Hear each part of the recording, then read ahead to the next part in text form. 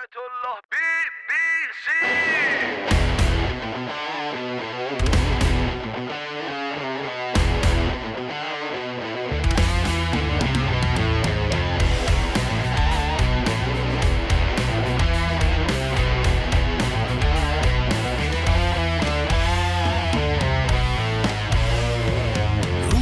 توی پوست ژورنالیست امداد غیبی ولی فقیه ادعا معتبر حرفه‌ای بی‌طرف اما به شعبه سپاه شبیه میدین ارتجاب و استعمار رمال حوزه دغل‌بازیه دشمن پا به رهنه‌های آسی و خصم همیشه براندازیه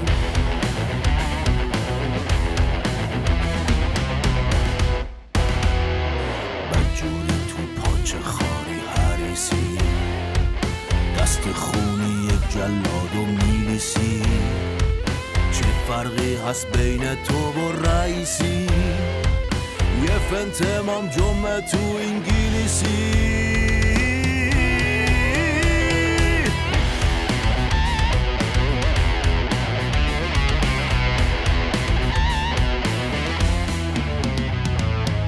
دشمن پیر احمد آباد بود رفیق گرمابه کاشانی بعدم تریبونو داد به امامش شد سپس صدا و سیمای ثانی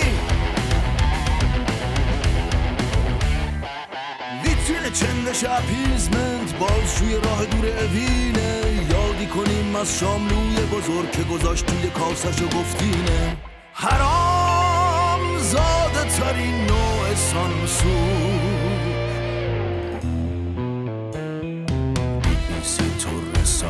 خبیسی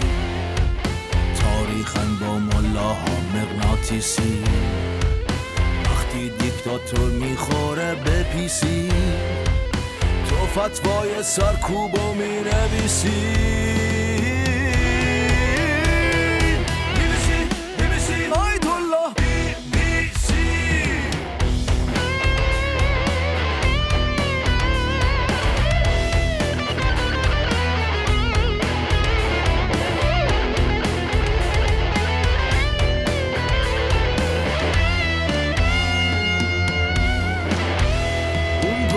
از فرزندان مصدق مشاطگر چهره ابلیس میخواد کفن کنه آزادی رو هر چیزی میگه تا بگه خبری نیست